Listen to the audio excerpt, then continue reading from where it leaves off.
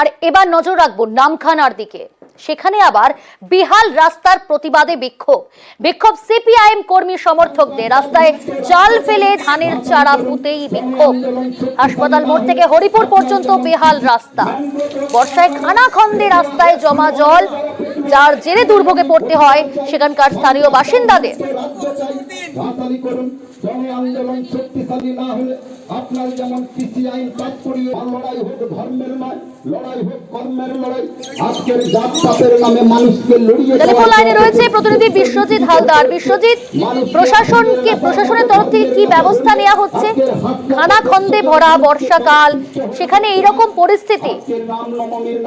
হ্যাঁ, একেবারেই। দেখো, প্রশাসনের কাছে শুধু প্রতিশ্রুতি রয়েছে। প্রশাসনের তরফ থেকে যেটা বলা হয়েছে যে ওই রাস্তা স্যাংশন হয়ে রয়েছে, শুধু সময়ের অপেক্ষা। কিন্তু যেটা পরিস্থিতি যেটা হয়ে রয়েছে গত 2 বছর ধরে, ওই রাস্তাটা, এই যে নামখানার হাসপাতাল মোড় থেকে হরিপুর খেয়াঘাট, এই রাস্তাটাও কিন্তু বেহাল পরিস্থিতি হয়ে রয়েছে। এই মুহূর্তে বর্ষাকাল, জল হয়েছে এবং তাতে করে আরো বড় বড় গাড্ডা তৈরি হয়েছে এবং সেখানে প্রায় সময় কিন্তু দুর্ঘটনা ঘটছে এবং আশেপাশে 3 থেকে 4টি স্কুল রয়েছে, স্বাস্থ্য কেন্দ্র রয়েছে এবং সেই জায়গাতেই কিন্তু ওই যে আজকে সেই কারণেই যে সিপিএম কর্মী সমর্থকেরা কিন্তু রাস্তায় বেরিয়ে পড়েছে এবং একদম অভিনবভাবে কিন্তু একটা বিক্ষোভ দেখানো হয়েছে। রাস্তার মাঝখানে যে গাড্ডাগুলো তৈরি হয়েছে তাতে জাল ফেলা হয়েছে, নৌকা ছাড়া হয়েছে, ধান জমি থেকে ধান তুলে এনে ধানের চারা রোপণ করা হয়েছে। একেবারেই যেটা তাদের বক্তব্য যে প্রশাসন তড়িঘড়ি ব্যবস্থা না নিলে বড়সড় আন্দোলনে যাবে, এমনটাই কিন্তু তাদের তরফ থেকে জানানো হয়েছে। প্রিয়াঙ্কা, ধন্যবাদ। বহুদিন থেকে অকেজো হয়ে আছে, ভগ্ন অবস্থা। আমরা বারবার সরকারকে বাহাদুরকে বললাম এবং আমাদের যে নেতৃত্বরা আছে তাদেরকে বললাম, তারা কেউ কর্ণপাত করেনি। এই বেহাল রাস্তা দীর্ঘদিন থেকে চলছে, আমরা বলে হচ্ছে না। আমরা চাইছি রাস্তা মেরামতি হোক অবিলম্বে। ধান রোপণ করে জাল ফেলে এই প্রতিবাদ আমরা দেখালাম। আমরা চাইছি অবিলম্বে এই রাস্তাতে কিছু ব্যাট ফেলে চলাচলের বুঝি রাস্তা করা হোক।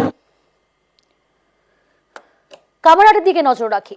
কামারহাটি হাসপাতালে কর্মবিরতিতে দুর্ভোগ পরিস্থিতি। সাগর দত্ত হাসপাতালে অস্থায়ী কর্মীদের কর্মবিরতি। কেন কর্মবিরতি? সুবীর রয়েছে টেলিফোন লাইনে। সুবীর, কেন কর্মবিরতি অস্থায়ী কর্মীদের? কি দাবি তুলছেন তারা?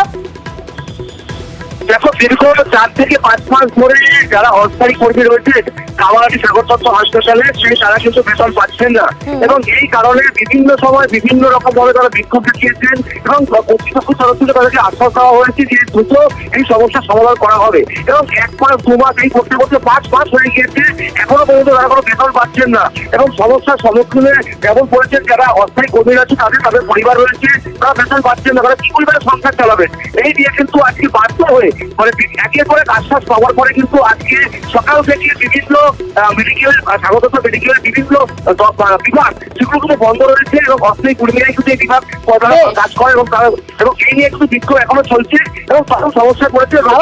অস্থায়ী কর্মীদের কর্মবিরতির জেরে বড় অসুবিধার মুখে পড়েছেন রোগী এবং রোগীর পরিবার পরিজন। অনেক ধন্যবাদ সুবীর। রোগীর পরিবার পরিজন কি জানাচ্ছেন শোনাবো আপনাদের।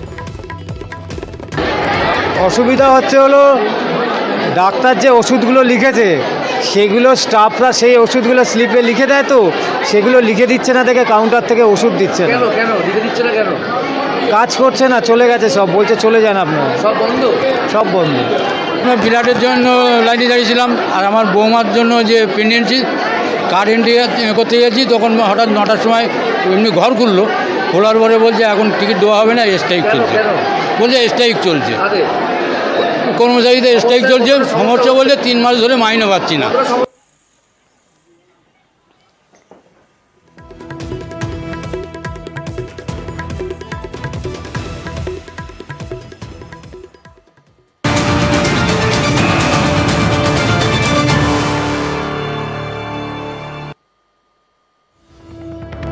এই মুহূর্তে গুরুত্বপূর্ণ খবরের দিকে নজর রাখবো। শপথ নিয়ে নজিরবিহীন সিদ্ধান্ত। 2 বিধায়কের শপথের জন্য বিশেষ অধিবেশন। শপথ নিয়ে বিধানসভার বিশেষ অধিবেশন আগামীকাল এই বৈঠক রয়েছে। শপথ নিয়ে নজিরবিহীন এবার সিদ্ধান্ত। 2 বিধায়কের শপথ নিয়ে সিদ্ধান্ত নেওয়া হলো, একেবারে সেই সিদ্ধান্ত নজিরবিহীন। বিধানসভার বিশেষ অধিবেশনে আগামীকাল সেই বৈঠকের ডাক। আবির রয়েছে আমাদের সঙ্গে, আমাদের প্রতিনিধি আবির। আগামীকাল বৈঠকের ডাক এবং নজিরবিহীন সিদ্ধান্ত, কি সেই সিদ্ধান্ত নেওয়া হলো? দেখো, বিধানসভার বিশেষ অধিবেশন বসতে চলেছে। এখনো পর্যন্ত যা খবর, একদিনের জন্যই বিশেষ অধিবেশন হবে এবং সম্ভবত সেখানেই দুই নির্বাচিত জনপ্রতিনিধি তাদের দুজনের শপথ গ্রহণ পর্ব সম্পন্ন হবে। বিধানসভাতে অধিবেশন বসলে সেখানে বিধানসভার যে বিএ কমিটি বা বিজনেস অ্যাডভাইজারি যে কমিটি রয়েছে তাদের একটি বৈঠক করতে হয়। তার কারণ হচ্ছে হাউস বা অধিবেশন পরিচালনা করার ক্ষেত্রে কোন কোন বিষয়কে রাখা হয় তার জন্যই। তবে মূল বিষয় যেটা, সেটা হচ্ছে যে আজকে পরিষদীয় মন্ত্রীর সঙ্গে বিধানসভার অধ্যক্ষের বেশ দীর্ঘ সময় ধরে বৈঠক হয় এবং সেই বৈঠকের প্রেক্ষিতে সিদ্ধান্ত হয়েছে যে বিশেষ অধিবেশন ডেকেই এই দুই নির্বাচিত জনপ্রতিনিধি সায়ন্তিকা বন্দ্যোপাধ্যায় এবং রেয়াদ হোসেন সরকার তাদের শপথ গ্রহণ করানো হবে। এই প্রসঙ্গের কথা আগেও বিধানসভার তরফ থেকে আইনজীবীদের সঙ্গে কথা বলে, অ্যাডভোকেট জেনারেলের সঙ্গে কথা বলে, আইনমন্ত্রীর সঙ্গে কথা বলে এই রফা বা কমতা খোঁজার চেষ্টা করা হচ্ছিল। এরই মাঝে বিধানসভাতে রাজ্যপালের বা এই সায়ন্তিকা রেয়াদ হোসেন সরকারের কাছে যে চিঠি গিয়েছিল, সেই চিঠিতে তিনি উল্লেখ করেও দিয়েছিলেন যে যদি তারা বিধানসভাতে এভাবে শপথ নেন তাহলে তাদের ক্ষেত্রে একটা পেনাল্টি বা ফাইন নেওয়া হতে পারে। এক্ষেত্রে দাঁড়িয়েও আইনের কি সংস্থান আছে সে বিষয় নিয়েও বিধানসভার তরফ থেকে চর্চা হচ্ছে। 1 মাস সময় পেরিয়ে গিয়েছে এবং প্রত্যেক দিনই এই দুই বিধায়কের তরফ, দুই নির্বাচিত জনপ্রতিনিধির তরফ থেকে তারা বিধানসভার আম্বেদকর মূর্তির সামনে তারা অবস্থান করছেন এবং মূলত বিভিন্ন জায়গা থেকে তাদের এলাকার যারা মানুষজন রয়েছেন তাদের শপথ না হওয়ার কারণে তাদের যে কাজে অসুবিধা হচ্ছে সেই প্রসঙ্গের কথা বারবার ধরে বলছেন। সেই কারণেই চূড়ান্ত সিদ্ধান্ত নেওয়া হচ্ছে। সূত্রের খবর, আগামীকাল বিএ কমিটির বৈঠকের পরই হয়তো শপথ গ্রহণ পর্ব সম্পন্ন হতে পারে বা সোমবার দিনকে এই শপথ গ্রহণ করানো হতে পারে। তবে এটা এক প্রকার নিশ্চিত যে বিধানসভার বিশেষ অধিবেশন ডেকেই দুই নির্বাচিত জনপ্রতিনিধির শপথ হবে, অর্থাৎ জট কাটতে চলেছে। অনেক ধন্যবাদ আবির। দিনের পর দিন দুর্ঘটনা ঘটত। ডেবরার বালিচকের সেই রাস্তার খবর নিউজ 18 বাংলা দেখিয়েছিল, আর দেখানোর পর এবার নিউজ 18 বাংলার খবরের জেরে সে ফ্লাইওভারের থেকে সেখানে সার্ভিস রোডের কাজ শুরু হলো। ডেবরার বালিচক ফ্লাইওভারের সার্ভিস রোডের কাজ শুরু হলো। দিগ্বিজয় রয়েছেন আমার সঙ্গে। দিগ্বিজয়, আমরাই খবর দেখিয়েছিলাম যে যদি এই সার্ভিস রোড না হয়, রাস্তার যে অবস্থা দেখা যাচ্ছে তাতে এখানে নিত্যদিনের দুর্ঘটনা ঠেকানোর কোনো উপায় নেই, আর তারপরে কাজ শুরু হলো এখন।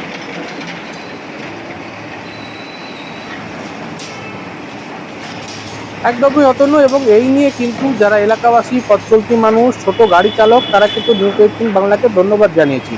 কারণ প্রথম থেকে এই যে পশ্চিম মেদিনীপুর জেলার ডেবরার বালিচকে যে ফ্লাইওভারের কাজ চলছে, তার দুই দিকে যে সার্ভিস রোড, সেই সার্ভিস রোডের কিন্তু বেহাল দশা, মাঝে মধ্যেই ছোটোখাটো দুর্ঘটনা ঘটছে। এবং এই নিয়ে কিন্তু এই খবর আমরা বেশ কয়েকবার তুলে ধরি। লোকসভা ভোটের পথে ডেবরার বিধায়ক উদ্যোগী হন এবং অবশেষে কিন্তু আমাদের খবরের জেরে সেই রাস্তা সংস্কারের কাজ শুরু হয়েছে এবং প্রশাসনের পক্ষ থেকে বেশ কয়েকটি নির্দেশিকা জারি করা হয়েছে। 60 দিনের জন্য কোনো ধরনের গাড়ি যাতায়াত করবে না, কেবলমাত্র ছোট অ্যাম্বুলেন্স ছাড়া।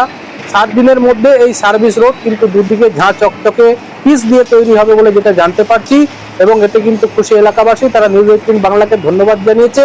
পাশাপাশি খুশি হয়েছে এলাকার বিধায়ক এবং ডেবরা পঞ্চায়েত সমিতির সভাপতি। অতনু, ধন্যবাদ। এই কাজটা শুরু হওয়ার জন্য ধন্যবাদ নিউজ 18-কে, খুবই ধন্যবাদ।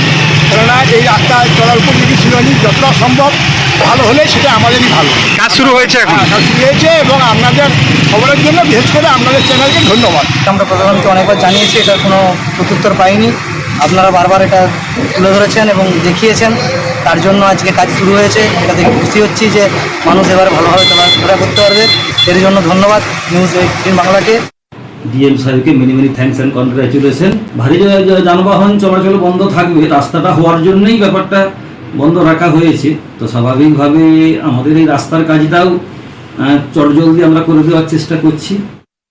ধন্যবাদ জানাচ্ছি ডিআরএম সাহেবকে, সবার সহযোগিতায় কাজটা স্টার্ট হয়েছে। আমার মনে হয় খুব দ্রুততার সঙ্গে কাজ করে শেষ করবে। আমি আবার কথা বলবো যে কাজটা কুইকলি যাতে হয় এবং আনইন্টারাপ্টেড হয়, রাত্রের দিকে কাজটা যাতে হয়। দিনের বেলা তো অনেক ট্রাফিক থাকে, তো রাত্রে যাতে কাজটা করে শেষ করে দেন দ্রুততার সঙ্গে, সেটা আমি আরেকবার নক করছি আর কি।